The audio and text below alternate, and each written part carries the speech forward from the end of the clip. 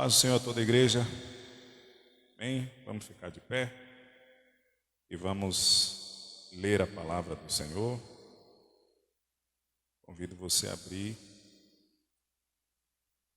o livro mais difícil de encontrar na Bíblia, para quem não é crente. Para quem não é crente. É o livro do Apocalipse. É o mais fácil, né? Gênesis e Apocalipse são os mais fáceis de se encontrar.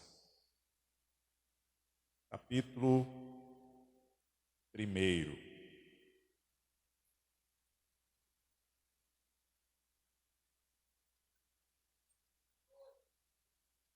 E nós leremos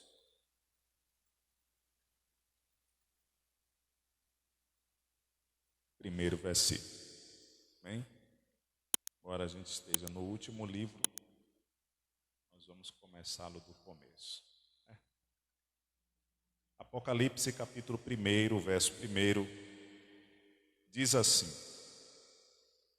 Revelação de Jesus Cristo, ao qual Deus lhe deu para mostrar aos seus servos as coisas que brevemente devem acontecer. E pelo seu anjo as enviou e as notificou a João, seu servo, o qual testificou da palavra de Deus e do testemunho de Jesus Cristo e de tudo o que tem visto. Bem-aventurado aquele que lê e os que ouvem as palavras desta profecia e guardam as coisas que nela estão escritas, porque o tempo está próximo. Amém? Graças a Deus. Vamos orar. Eu convido nosso irmão Antônio para estar fazendo a oração em nome de Jesus. Aos irmãos da paz do Senhor, amém? Oramos. Eterno Deus, soberano Pai, ó Deus amado e querido, estar a Tua palavra, Senhor, a qual o Senhor, meu Pai, vai se revelar para cada um de nós, Senhor. Deus, fala ao nosso coração, Senhor, que nós viemos estar atento à Tua mensagem, Pai. Pai, nesta noite eu te peço, Senhor, que sobre as nossas vidas o Senhor derrama a Tua bênção, sobre as nossas vidas a Tua graça, ó Senhor. Ó Deus, a cura divina sobre a vida daqueles que estão enfermos, ó Pai. Eu creio que o Senhor é um Deus de providência. Usa o Teu servo no profundo, em nome de Jesus. Amém. Amém. Graças a Deus. Irmãos, nesta noite eu quero convidá-los a nós. É um convite para você que vem para o culto de oração, estarmos juntos nas próximas terças-feiras, né? A língua portuguesa é um pouco, para a gente entender um pouco mais a respeito do livro do Apocalipse. Os irmãos que quiserem, a gente vai tentar manter aí, se Deus permanecer no coração com esse propósito, uma sequência para a gente estudarmos um pouco a respeito do livro do Apocalipse. É lógico que eu não sou nenhum perito na doutrina das últimas coisas, como é conhecida, né? Chamam de escatologia, a doutrina dos últimos eventos, mas aquilo que a gente tiver e que Deus colocar no coração e que a gente puder compartilhar, será uma honra estar aqui com os irmãos, aprendendo mais do nosso Senhor Jesus. E nós estamos hoje no capítulo 1, lemos o verso 1, onde o texto é claro a respeito do que é o livro do Apocalipse. Eu acredito que muitos dos irmãos já devam ter uma experiência com o livro do Apocalipse. Eu me lembro que quando eu comecei a ler o livro do Apocalipse, eu sequer era crente. Eu peguei, tinha um Novo Testamento pequeno, e ali, na minha infância ainda, eu peguei para ler esse Novo Testamento no livro do Apocalipse. E eu me lembro que eu passei eu quase li todo em um dia. Mas eu confesso aos irmãos que eu saí confuso, né? Eu fico até hoje, as imagens ficam até hoje na minha mente quando eu via falar sobre a besta de 7 cabeças e 10 chifres e aquela coisa, eu ficava assustado assim, imaginando, né? Imaginando aquele ser, e saí sem entender muita coisa. E a gente sabe que o livro do Apocalipse, quando fala em Apocalipse, a gente vê quando acontece alguma coisa assustadora aí fora, a pessoa diz assim, um evento apocalíptico, né? Aconteceu. Nós temos até uma cantora chamada Damares, né? Não sei nem se eu posso ficar falando o nome tá gravando, não sei nem se posso falar o nome, mas é pública, né? E ela canta um hino conhecidíssimo nosso, Apocalipse. Os irmãos lembram? No Apocalipse, né? Fala sobre o Apocalipse. E quando fala do Apocalipse, eu me lembro que ela destaca principalmente o que vai ser chamado de eventos apocalípticos, que eu me lembro só dessa parte do hino aqui, ó, as placas tectônicas, né, em movimento, falando de terremoto, né? E aí fala da destruição da camada de ozônio e dos homens procurando, né, se esconder, alguma coisa desse tipo.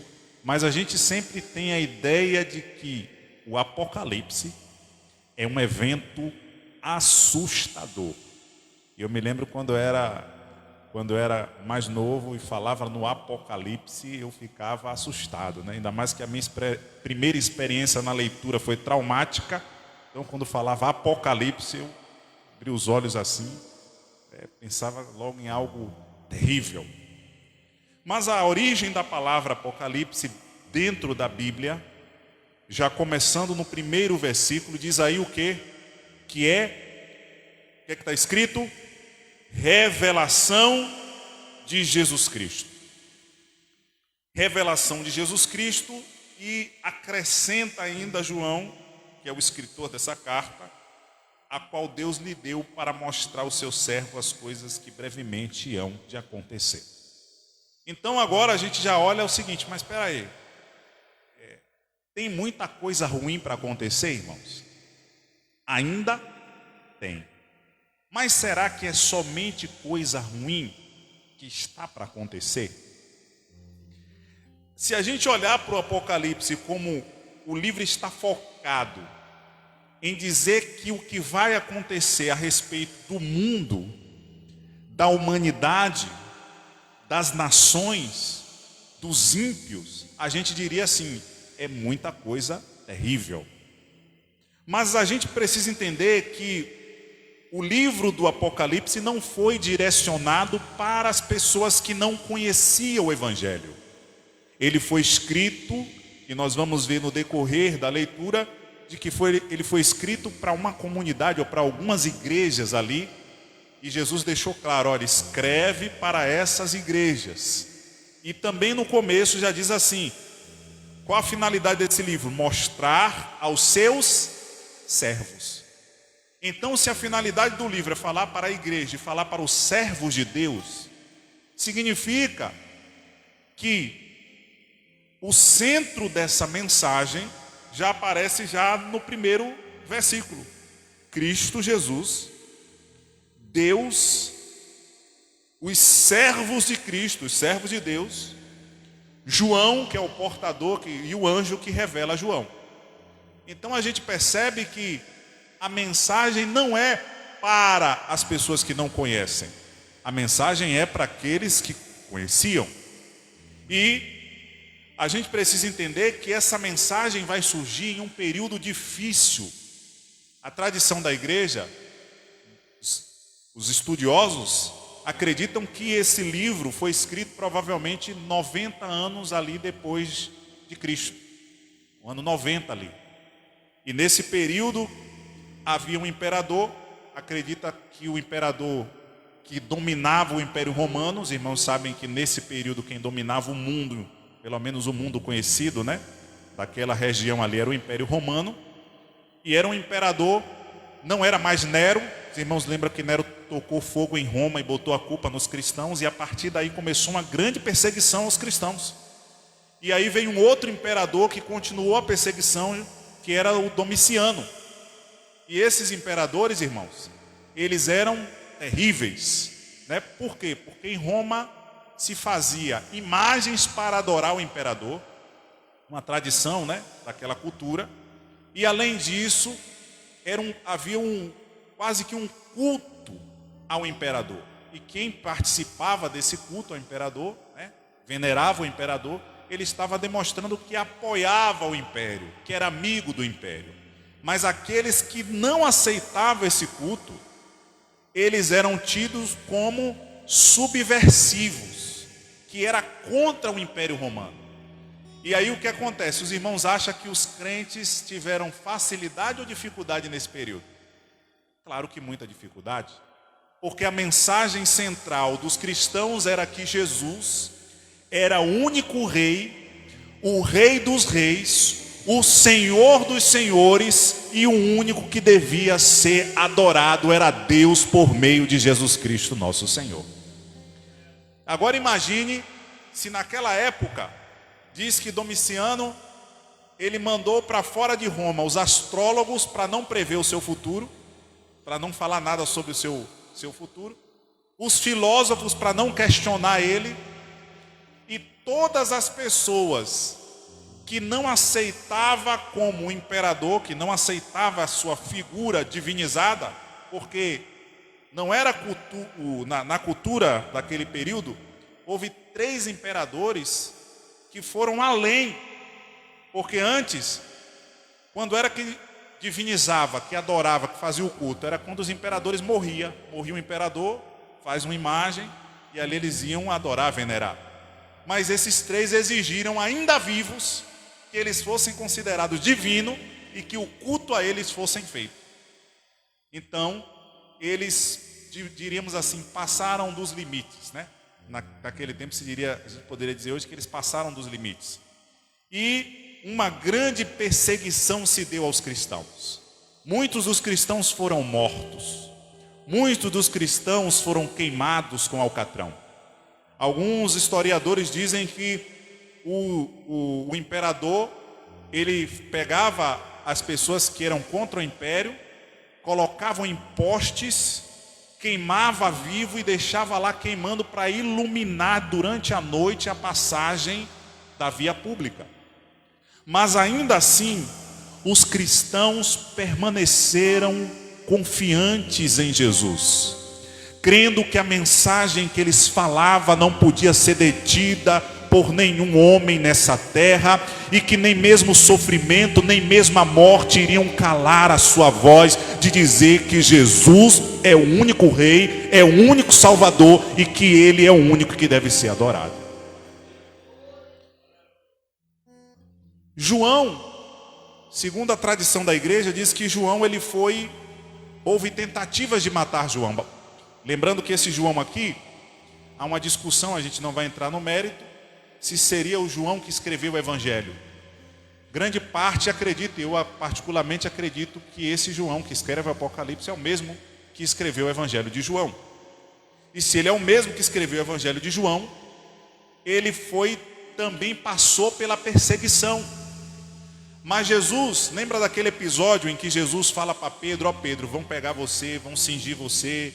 Depois que Pedro é perdoado, né, por ter traído Jesus, Jesus vai até Pedro: tu me amas?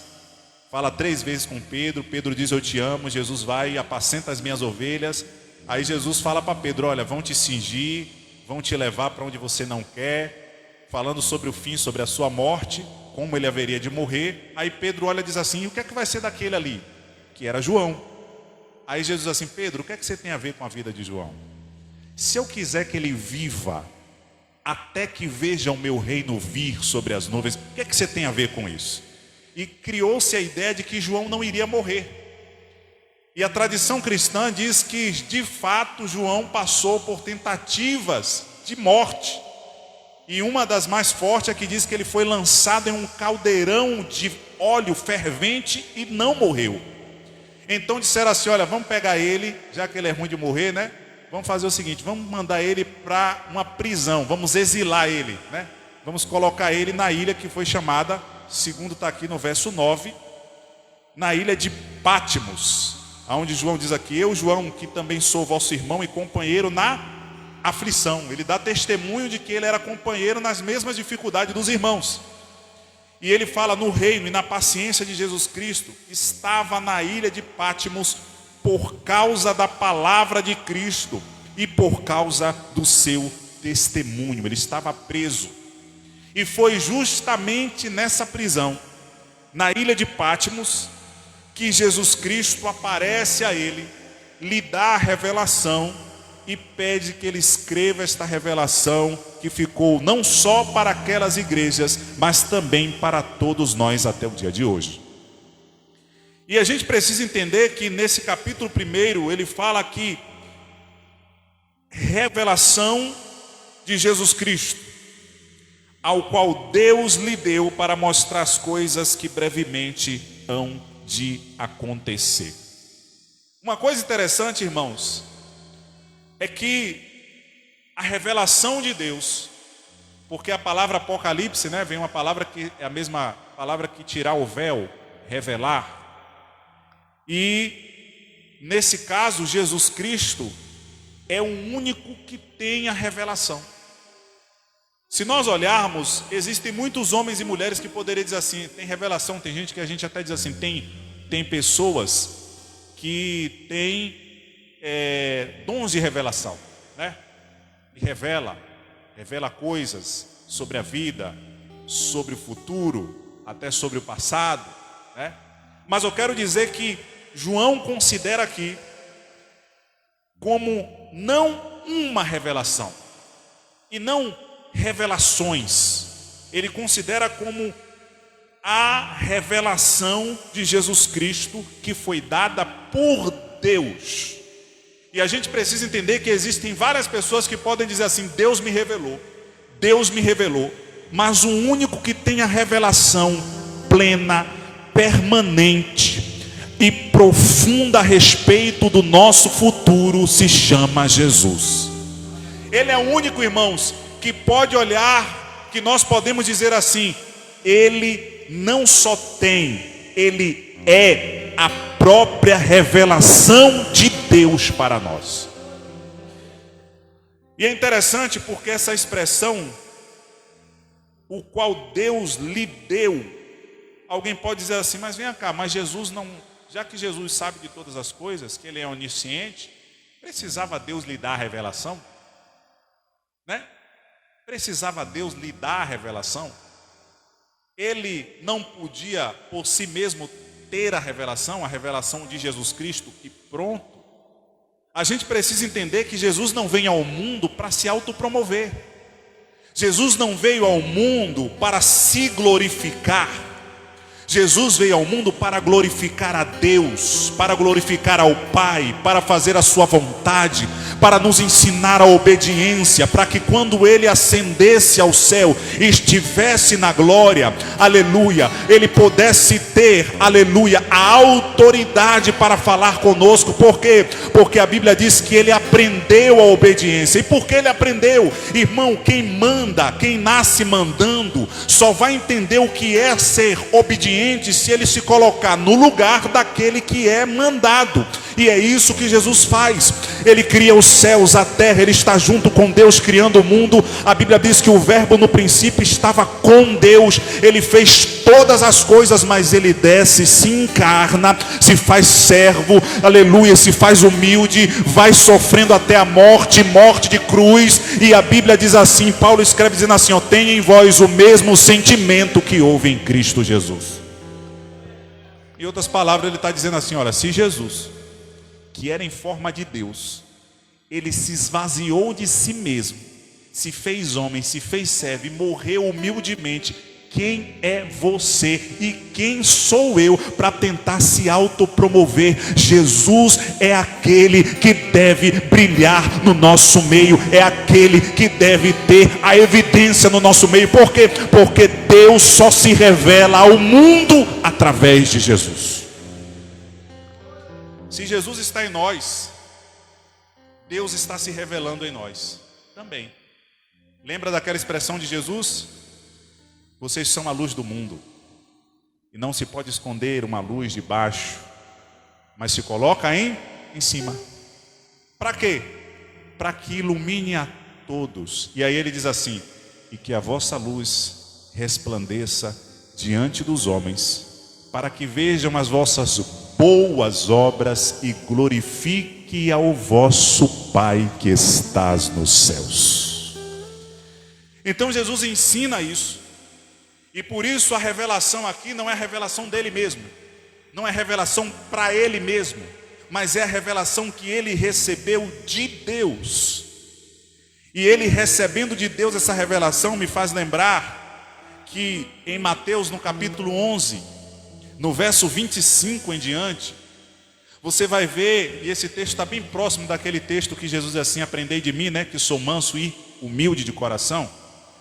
Ele chega e diz assim para o Pai, ele faz uma oração e diz assim: Jesus exultou no Espírito e disse assim: graças te dou, ó Pai, porque estas coisas tu não revelaste aos sábios, aos entendidos, mas aos teus pequeninos. E ele continua, se eu não me engano, no verso 27, ele vai dizer assim: ninguém conhece plenamente o Filho senão o Pai, e também ninguém vai conhecer plenamente, intimamente o Pai senão o Filho, e aquele a quem o Filho quiser revelar. Jesus está dizendo: só conhece o Pai quem o Filho revela, só conhece o Filho quem o Pai permite o Filho se revelar.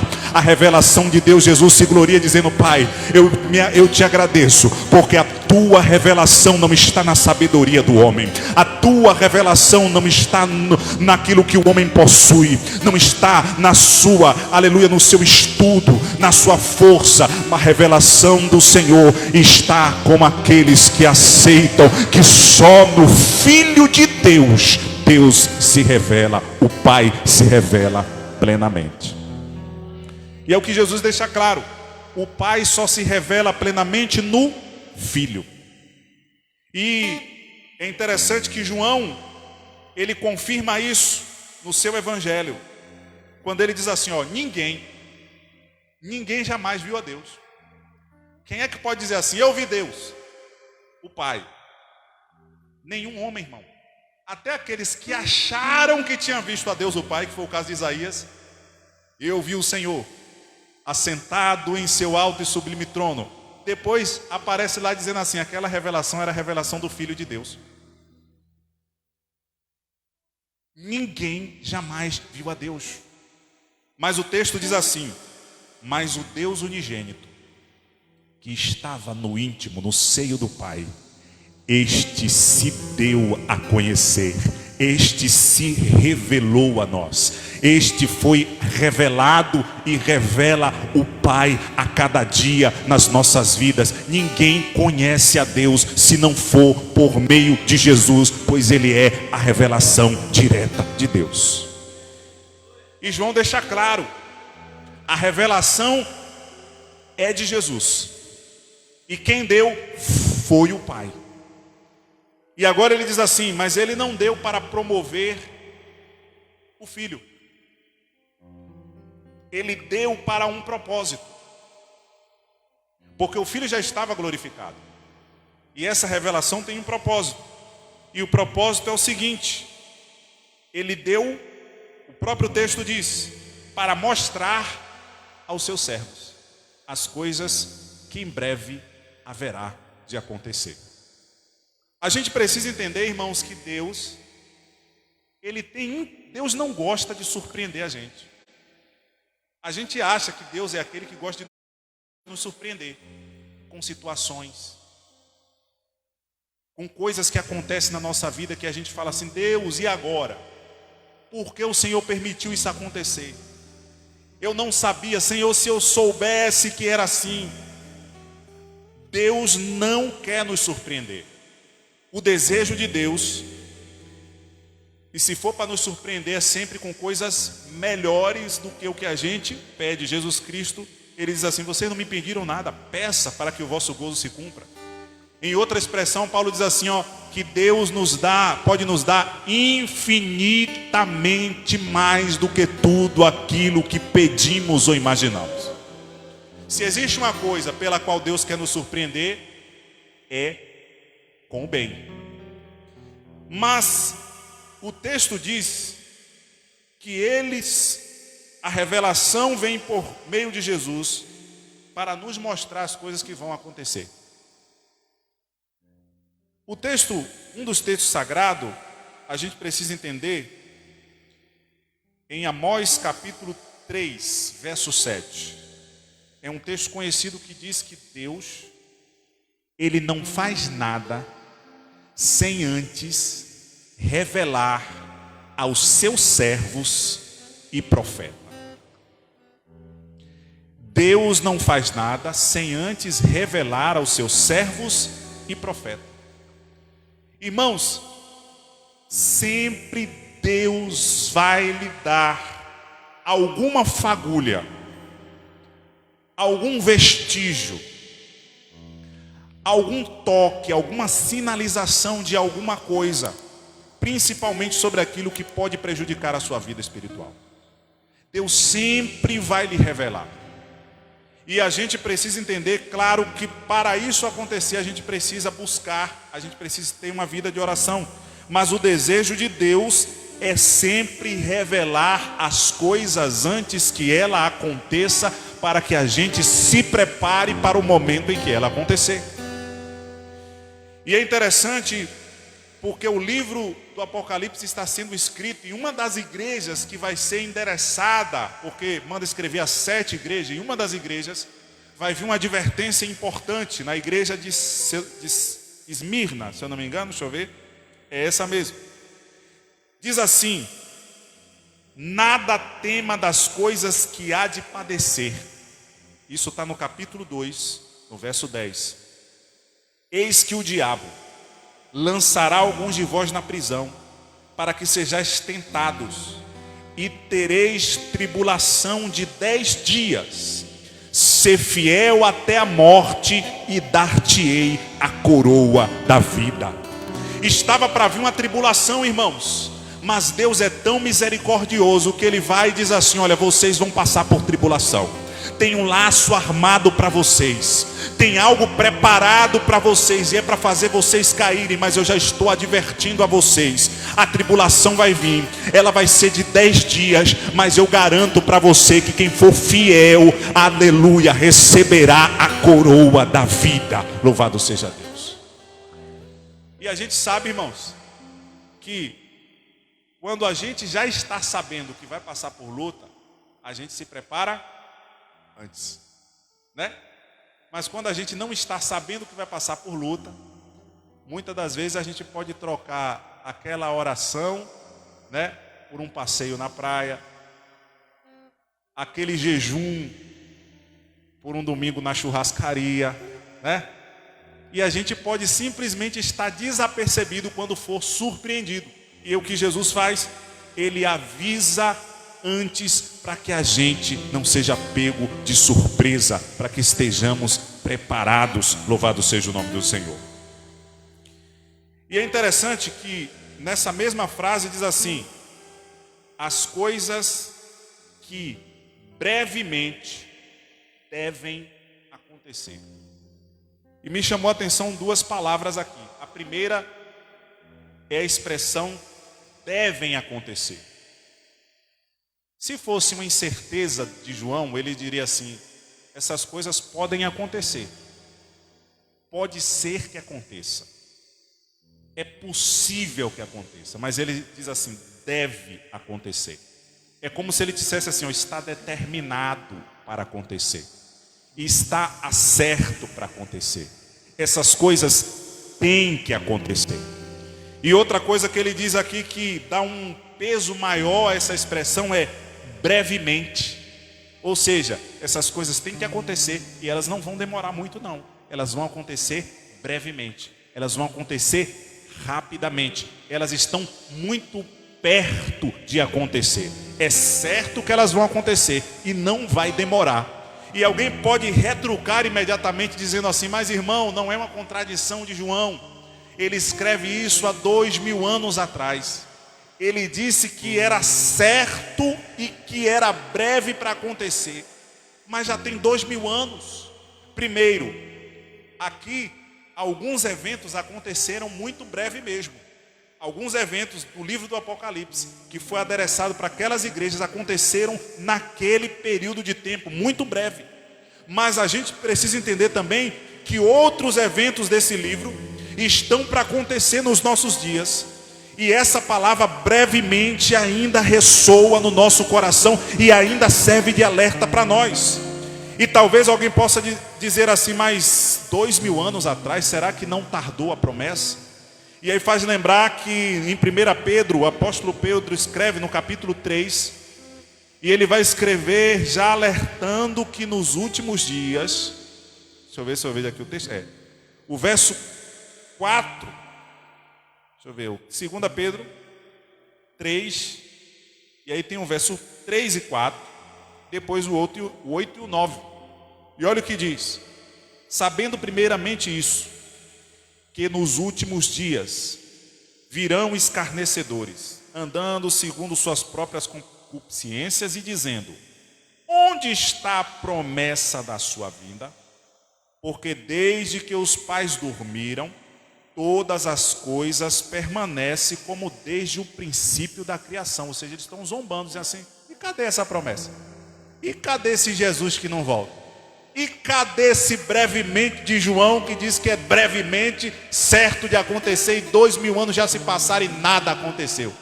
Mas o texto continua dizendo: mas amados, verso 8, não ignoreis uma coisa, que um dia para o Senhor é como 1000 anos, 1000 anos para o Senhor é como um dia, e o Senhor não retarda a sua promessa, ainda que alguns a tenham por tardia, mas é longânimo para convosco, não querendo que alguns se percam, mas que todos venham a se arrepender.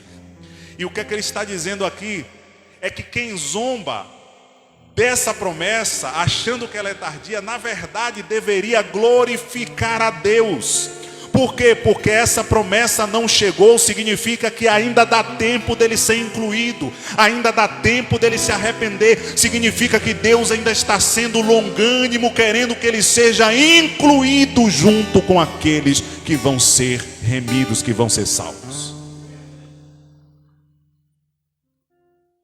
E é interessante que o verso 3 diz assim: bem-aventurados aquele que lê, e os que ouvem, e os que guardam as palavras dessa profecia, e guardam as coisas que nela estão escritas, porque o seu tempo está próximo. Mais uma vez, né? Próximo. E talvez, irmãos, alguém possa dizer assim: mas irmão, é difícil guardar as coisas que estão nesse livro. Por quê? Porque tem muitos símbolos. É um livro que você não dá para entender facilmente. Aí alguns dizem assim: é por isso que eu nem leio, né? Tem uns que dizem assim: é por isso que eu nem leio, irmão. É tão difícil que quando eu começo a ler, que eu vejo tanta linguagem confusa, eu não consigo entender, eu paro até de ler. Mas o conselho de João é: bem-aventurado quem lê. Mesmo que você não entenda, irmão, leia. Leia a Bíblia. Se possível e puder, leia também o Apocalipse. Irmão, não estou entendendo nada. Continue lendo. Alguém diz assim: mas irmão, para que ler se eu não entendo? Né? Para que ler se eu não entendo? É melhor não ler, é melhor ler um texto que eu entenda do que ler um texto que eu não estou entendendo. Primeira coisa que é interessante é que o próprio Jesus, né, ele escreveu dizendo, parece que Paulo escreve para Timóteo dizendo assim, persiste em ler até que eu vá, né? Persiste em ler até que eu vá. Paulo iria lá resolver aconselhar Timóteo, mas ele diz para ele: olha, continue lendo. Deus chega para Josué e diz assim: não aparte da tua boca a palavra do livro dessa lei. E aquele texto: bem-aventurado o varão que não anda segundo o conselho dos ímpios, nem se detém no caminho dos pecadores. E a gente diz assim, tá vendo? É bem-aventurado quem não anda segundo o conselho dos ímpios. Mas a Bíblia explica por que ele não anda segundo o conselho dos ímpios. Por quê? Porque antes disso, ele tem o seu prazer na lei do Senhor. E na sua lei ele medita de dia e de noite. Você não vai ver quem não anda segundo o conselho dos ímpios, se ele não meditar na lei do Senhor. Porque é na lei do Senhor que ele encontra os melhores conselhos para a sua vida. Persista em ler. Louvado seja o nome do Senhor. Bem-aventurado aqueles que leem. Louvado seja o nome do Senhor. E continua. E falando em leitura, eu me lembro que um certo irmão, ele conta o testemunho de uma irmã que ela lia a Bíblia, ela não entendia nada. E ela chegou para o pastor dela e disse assim: irmão, eu vou parar de ler esse negócio dessa Bíblia porque eu não entendo nada. E parece que não está me adiantando nada. Eu não entendo nada, não gravo nada. E o pastor disse assim: minha irmã, tinha uma garrafa suja, né? Ele falou: pega aquela garrafa suja ali. Ela pegou. Ele falou: encha de água. Ela encheu. Esvazie. Ela esvaziou. Encha de água. Ela encheu. Esvazie. Ela esvaziou. Encha de água. Ela encheu. Ele falou: esvazie. Ela esvaziou. Aí ele disse, chega para ela e diz assim: minha irmã, ela falou assim: pastor, o senhor quer me fazer de boba? Eu já enchi, desenchi, não me adiantou nada, não aconteceu nada, só está me fazendo de boba. Ela falou assim: você não reparou uma coisa que aconteceu com essa garrafa? E ela disse: o quê? Você já reparou que ela está bem mais limpa do que quando você começou a encher? Você pode não estar entendendo nada, a palavra pode estar entrando e saindo, mas à medida que você ouve, ela vai limpando a sua vida, ela vai lavando a sua alma, ela vai tirando aquilo que não pertence a Deus. Persiste em ler, porque é bem-aventurado aquele que lê. Mesmo que não entenda, irmão, alguma coisa está acontecendo na sua vida quando você persiste em ler a palavra de Deus. Aleluia. E é interessante porque ler a palavra não é simples, né? Não é tão simples. Eu me lembro que um irmão, ele conta que tinha um irmão que ele, e até aconteceu comigo, eu tive essa prova dos 9, né? O irmão estava com insônia e tinha tomado remédio, né? E eu já passei um processo que eu tomava chá, fazia um chá de camomila, com erva doce, tudo que tinha de cidreira, botava maracujá, né? E botava e tomava e não adiantava nada. Mas, irmã, é pegar a Bíblia para ler, meu irmão. Já foi. Você pega a Bíblia para ler, o sono bate na mesma da hora. E teve um irmão que ele conta isso como se fosse um testemunho de um irmão. O irmão ensinou todos os remédios, o irmão disse assim: não adianta nada. Depois o irmão chegou alegre: irmão, descobri uma receita para me dormir rapidinho. Ele falou: qual é, irmão? Basta eu pegar a Bíblia para ler, meu irmão, e o sono vem rapidinho. Eu não consigo terminar. E a gente precisa entender, vai ser difícil quando você for fazer as coisas que realmente importam. Vai ter luta, vai ter batalha, mas a Bíblia diz: bem-aventurado é aquele que ouve, aquele que lê as palavras dessa profecia e guarda as coisas que nela está escrito, porque o tempo está próximo. O tempo está próximo. Eu quero só encerrar dizendo para os irmãos, ficou no versículo 3, se der tempo a gente avança outro dia, mas deixando claro para os irmãos, o livro de Apocalipse, irmãos, ele foi escrito para nos dar esperança. Que esperança? De que muita coisa está para acontecer.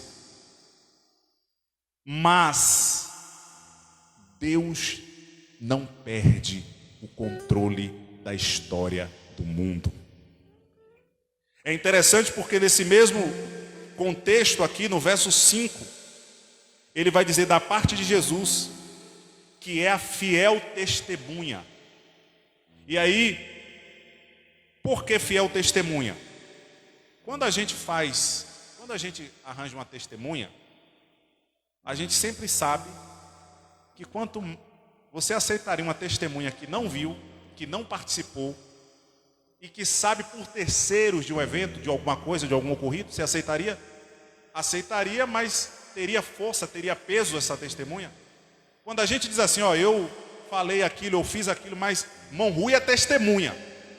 O que é que eu quero dizer? Ele estava presente, ele viu, ele participou. E aí a expressão fiel testemunha significa que ninguém tem mais propriedade do que Jesus. Tanto para revelar o futuro da humanidade, como também para ter sob controle o destino da humanidade. Nada escapa do controle de Deus. Às vezes a gente planeja para chegar na igreja cedo e não consegue. Às vezes você marca com o irmão para estar no trabalho em algum lugar e diz assim, eu não vou demorar. Nesse dia alguma coisa acontece. Às vezes você planeja e diz assim, eu vou chegar mais cedo no culto e alguma coisa acontece na sua casa. Às vezes no dia que você garante assim, meu irmão, esse dia eu não vou faltar. Chega uma visita, acontece um imprevisto, um filho fica doente, saiu do seu controle e você não pode cumprir. Mas acredite em uma coisa, nada sai do controle de Deus. Até mesmo as coisas que parecem ser para o mal, a Bíblia diz, todas as coisas contribuem para o bem daqueles que amam a Deus e que são chamados pelo seu decreto. Nada sai do controle de Deus. E é o que a Bíblia vai mostrando isso. A respeito do próprio Jesus no capítulo 5. João pensa que saiu do controle quando ele vê um livro selado com 7 selos. E aí uma pesquisa foi feita no céu, na terra e embaixo da terra para ver se alguém podia abrir aquele livro. E ele disse que até o momento ninguém conseguia abrir o livro. E aí ele começa a chorar. Talvez ele pensou assim, saiu do controle de Deus, né? Saiu do controle.